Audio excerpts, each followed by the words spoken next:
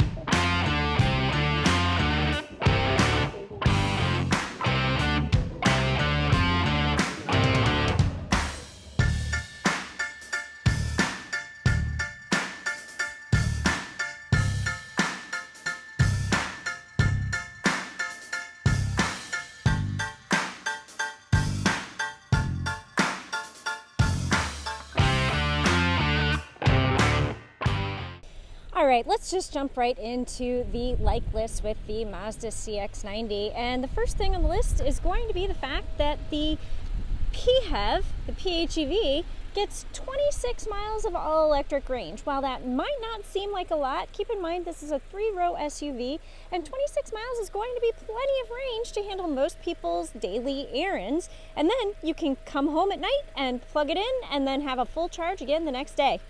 Thing number 2 on the like list is unfortunately something I can't really show you because it's the sound system. So the Bose sound system in the Mazda CX-9 is actually really good. I played around a lot with cranking the music up and trying to see if there was any distortion, and this does a really good job of having some excellent clarity and some really good just sound quality. Whether you're using Sirius XM radio, I used my Apple CarPlay playlist, or you're using, they had a USB port plugged in with their music, with some like Norah Jones and Queen and all sorts of different kinds of music. Yeah, it did really well. So I am thoroughly pleased with the Bose audio system. For the third thing on my like list, we are going to have to climb into the back seat because, hey, look at this. Not only do you have air vents back here, but you have rear climate controls and rear heated seats. And you know what? Available on the uppermost trims, you have ventilated seats. We were driving a $150,000 Cadillac Escalade V and it did not have ventilated seats. This is a car that's going to cost less than $60,000 all in, and you have heated and ventilated seats. That gets a huge thumbs up in my book. All right, the fourth thing on my like list is going to be the multitude of seating configurations you can get in this CX-90. And I really love the fact that Mazda is giving you a lot of options here. You have 6-passenger, 7-passenger, and 8-passenger options. And as you can see, I am currently in a 7-passenger option with 2 captain's chairs here and a 3rd row with 3 seats. Now, I will tell you, this is going to be for small children only because you can see, all right, so I go there into the middle of that seatbelt and then here, so I'm about the size of a 10 or 11-year-old, so you probably fit 3 of me back here, but it would be a little bit tight, but this is an option and I really like it. So you have another 7-passenger configuration where you have a bench seat in the middle row and then 2 seats in the 3rd row. And then you have the 6-passenger configuration where you have 2 seats here, 2 seats here, and then obviously your 2 seats in the front. I keep forgetting to mention those, but 2 seats standard in the front, no bench. But the idea is you have a bench option in the middle, a bench option back here, you have captain chairs here, 2 chairs here, and you can kind of mix and match with how you want that to look, which means you can really customize the fit of this vehicle for your family. I really like that. Now, the final thing on my like list is going to be the driving position. Now, I set this up myself, but one of the really cool available features on the Mazda CX-90 is a personalized driver setting where they actually set up your driving position. You tell the car how tall you are, and it scans for your eyes. It scans for your eyes, and then it moves the seat height and forward based on where your head position is and what your height is. I think that is brilliant. I've tested things like that in other vehicles, and it didn't work so well. I did it in a Genesis, and I ended up sitting like this. And I was like, that is not a good driving position. But the Mazda CX-90 actually gets you in a driving position that is appropriate. I just had to maybe move my seat up because I like to sit a little bit taller. So I moved my seat up to, like maybe an inch. But that was it. It adjusts your mirrors as well, and I did move them out a little bit. I was seeing too much of the car. It wasn't quite how I would adjust my mirrors. But for the most part, it put me in the ballpark, and it did a really good job.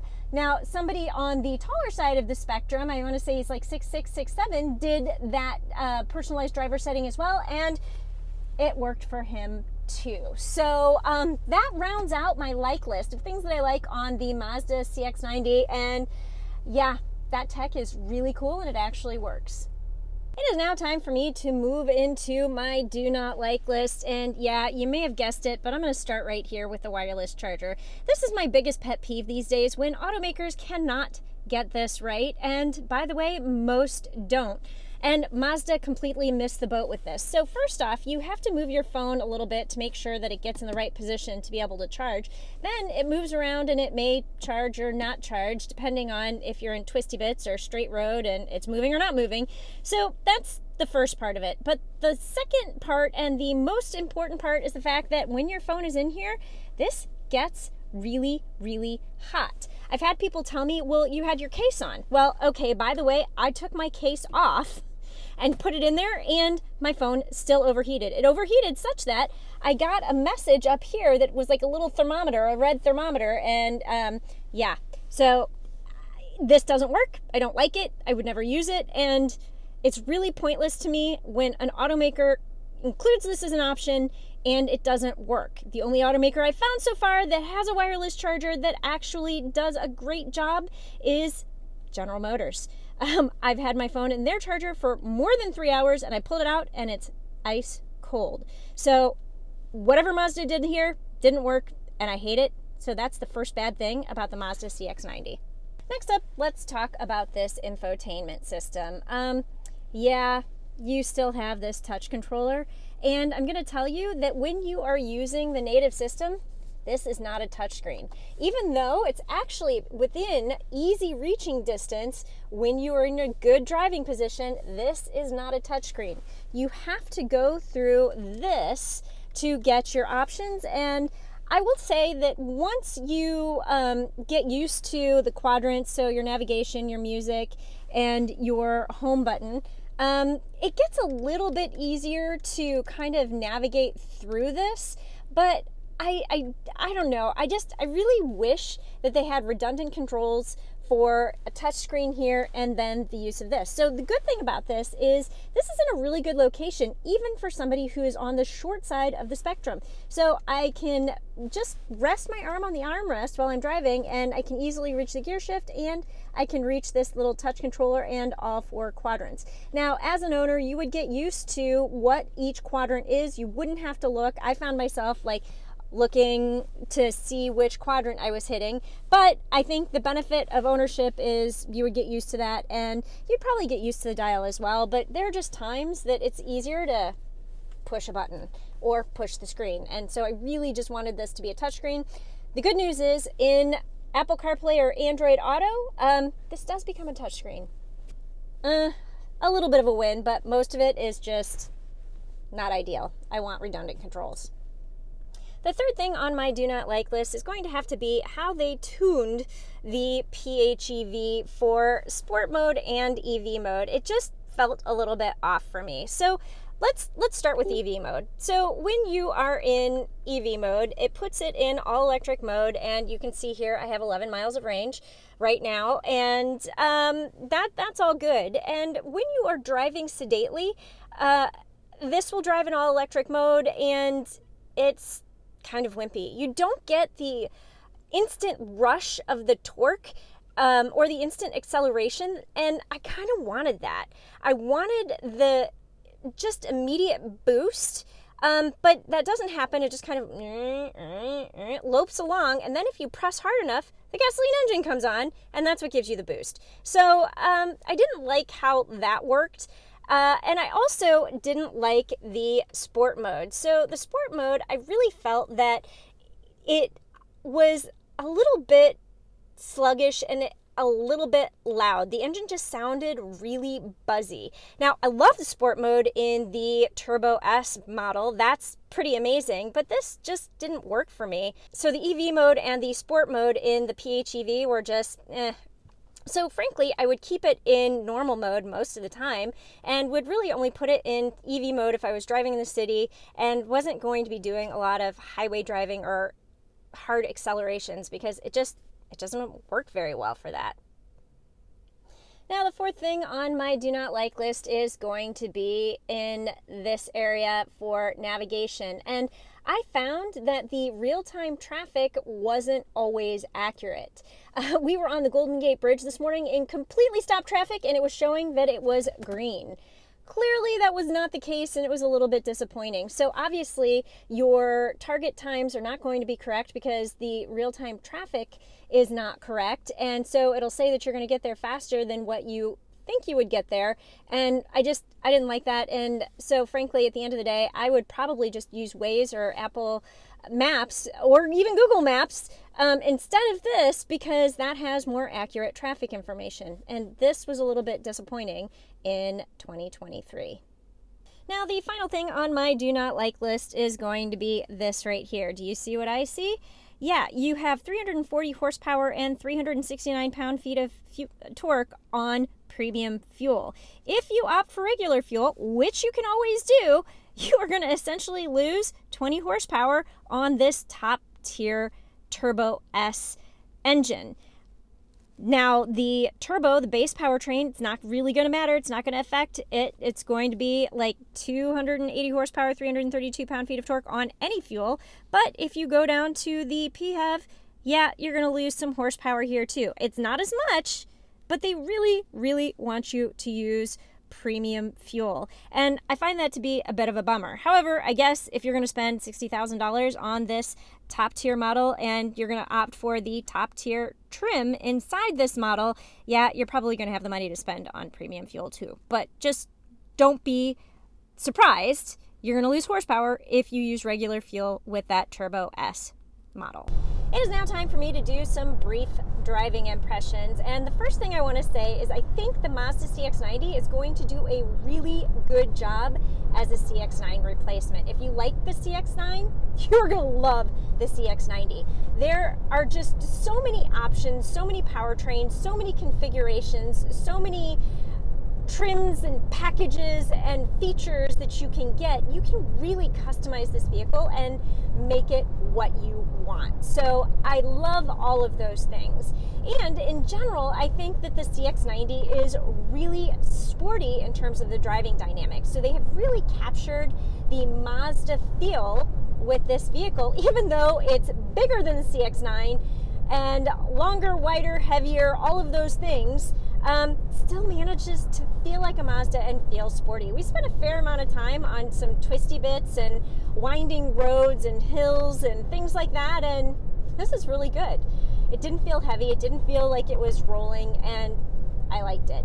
So in terms of the powertrains, we drove the top tier Turbo S model and the PHEV, and I want to say, no surprise, I like the turbo better. Yeah, 340 horsepower, surprise. I like that a lot. It was fast, peppy. I liked the sport mode, and I liked everything about it. The power equation, the acceleration, the passing maneuvers, it did really, really well. I liked but didn't love the PHEV, the PHEV. PHEV, what do you think? What? Comment below, how do you say it? But at any rate, I liked but didn't love the PHEV because it wasn't as peppy and fast as I wanted it to be in all-electric mode. You get this all-electric burst, at least you should, because you have all-electric torque from the get-go, but it just felt kind of slow. And then when you put it into the sport mode, it just, because this is a 4-cylinder engine, it just whined a little bit too much. So liked it, didn't love it. I think it's going to be great for urban environments, for carpools, for suburban driving. If you don't have a huge commute, the PHEV is going to be your vehicle. It's really well mannered and will have that 26 miles of all electric range, and you can plug it in, charge it up, and go the next day. So I like that about it, but I just, for my tastes, I like the 3.3 liter inline 6-cylinder with the Turbo S with that extra little horsepower boost.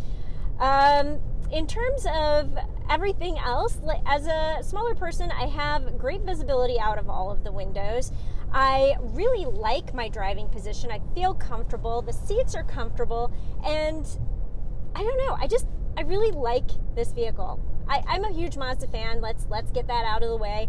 And they've managed to do an amazing job with this vehicle. So if I had to sum this up in a sentence, I don't know if I can do it, but if I did, I would try to say something like, the Mazda CX-90 is a really fun and functional family vehicle with a lot of configurations and the powertrain option that you want. Maybe I'll stop there. There is so much more to say about this vehicle. I could not fit it in this video, so be sure to check us out on the web at pickuptrucktalk.com, because I'm going to talk about the packages, the trims, the powertrains, and all of the different options that you can get on this vehicle in the article. So pickuptrucktalk.com, be sure to visit us there to see my written review. But thanks for watching, and until later, I will see you down the road.